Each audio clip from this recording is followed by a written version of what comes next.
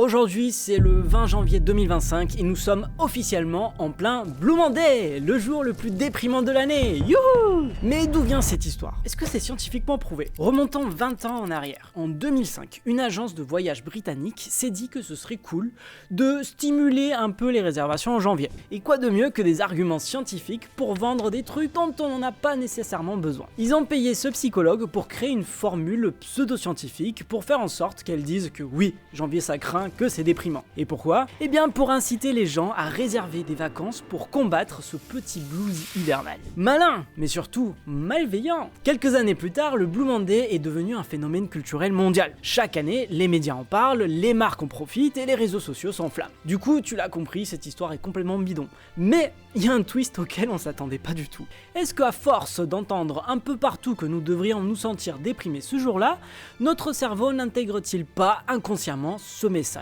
Des études en psychologie ont montré que nos attentes influencent beaucoup notre façon de voir la réalité. C'est l'effet Pygmalion et Golem. Quand on croit très fort à quelque chose, il peut devenir réalité. Donc tu as compris, ce matraquage médiatique autour du Blue Monday peut paradoxalement contribuer à créer ce qu'il dénonce. Une sorte de dépression collective programmée et amplifiée par les réseaux sociaux. Youhou! Là tu le sens le Blue Monday, hein? Et si on arrêtait de subir cette prophétie et qu'on décidait collectivement de cesser de se la faire mettre à l'envers par des commerciaux sans scrupules? Et si on faisait pas de ce lundi un jour de célébration et de bienveillance envers soi-même et les autres?